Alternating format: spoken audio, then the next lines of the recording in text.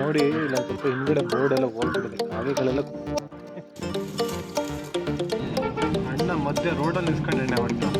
ಇತ್ತೀಚೆಗೆ ನಮ್ಮ ಮೂಡಿಗೆರೆಲ್ಲೂ ಕೂಡ ತುಂಬ ಟ್ರಾಫಿಕ್ ಜಾಸ್ತಿ ಆಗಿಬಿಟ್ಟಿದೆ.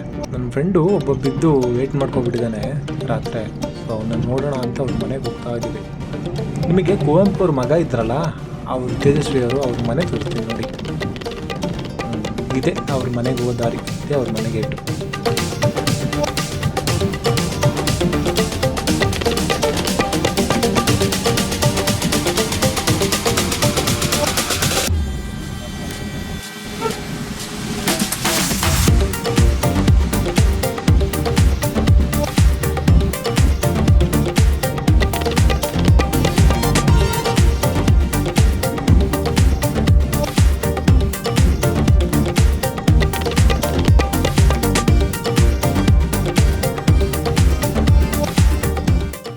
ಇವತ್ತು ಹಿಂಗೆ ಇಲ್ಲೇ ಒಂದು ಸ್ವಲ್ಪ ಬಂದಿದ್ವಾ, ಇಲ್ಲಿ ನೋಡಿದ್ರೆ ಒಂದು ಸ್ವಲ್ಪ ಬೋರ್ಡ್ ಇದೊಂದಾಗಿದೆ ಸ್ಕೂಲ್ ಫೋನಿಂದ, ಅದನ್ನು ಸ್ವಲ್ಪ ರೆಡಿ ಮಾಡಿ ಹೋಗೋಣ ಅಂತ.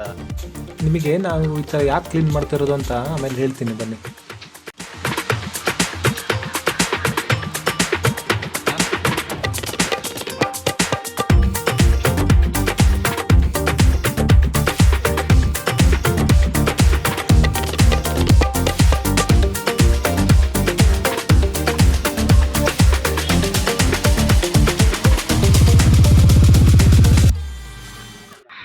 ನೆಕ್ಸ್ಟಿಂದ ಒಂದು ಮಾಪ್ ತರಬೇಕು, ಇನ್ನೂ ಸ್ವಲ್ಪ ಕ್ಲೀನ್ ಮಾಡಿ ವರ್ಷಕ್ಕೆ ಏನಾದ್ರು ಮಾಪ್ ತರಬೇಕು.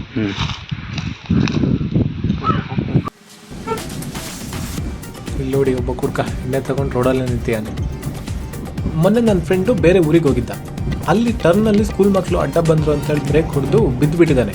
ಅದಕ್ಕೆ ಬೇರೆಯವರು ಇಲ್ಲಿ ಬೀಳದೇ ಇರಲಿ ಅಂತ ಹೇಳ್ಬಿಟ್ಟು ಈ ಸ್ಕೂಲ್ ಕಿಟ್ನೆಲ್ಲ ಸರಿ ಮಾಡ್ತಿದ್ದೀವಿ. ಯಾಕೆಂದರೆ ಈ ರೋಡಲ್ಲಿ ಟೂರಿಸ್ಟ್ಗಳು ತುಂಬ ಜಾಸ್ತಿ ಓಡಾಡ್ತಾರೆ.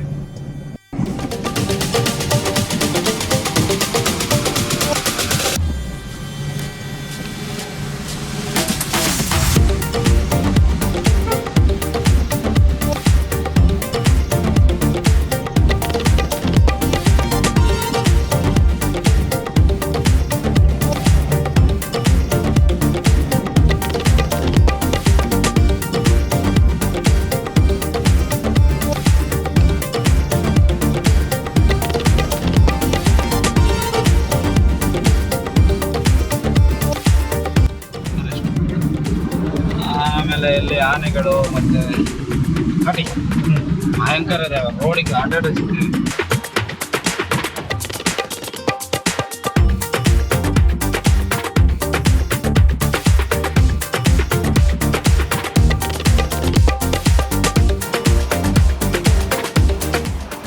ನನ್ನ ಫ್ರೆಂಡ್ ಅಲ್ಲೇ ಉಳ್ಕೊಬಿಟ್ರು, ನಾವು ಹೋಗಿದ್ದಿದ್ರು.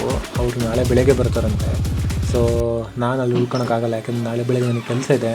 ಹಂಗಾಗ್ಬಿಟ್ಟು ನಾನು ಬಸ್ಸಿಗೆ ಬಂದುಬಿಟ್ಟೆ. ಸೊ ನಾವಿವತ್ತು ಈ ಬ್ಲಾಗನ್ನು ಇಲ್ಲಿಗೆ ಮುಗಿಸ್ತಿದ್ದೀನಿ. ಮತ್ತು ನನ್ನ ಫ್ರೆಂಡಿಂದ ಏನು ನಿಮಗೆ ರೆಕಾರ್ಡ್ ಮಾಡಿ ತೋರ್ಸೋಕ್ಕಾಗಲ್ಲ, ಯಾಕೆಂದರೆ ಅವ್ನ ಪರ್ಸ್ನಲ್ ವಿಚಾರೆಲ್ಲ ನಾನು ತೋರ್ಸೋಕ್ಕಾಗಲ್ಲ. ಸೊ ಇದೇ ಥರ ವೆಯ್ಟ್ ಮಾಡಿ. Thanks for watching. ನೆಕ್ಸ್ಟ್ ಬ್ಲಾಗಲ್ಲಿ ಮೀಟ್ ಆಗೋಣ. ಅಲ್ಲಿವರೆಗೂ ಗುಡ್ ಬೈ.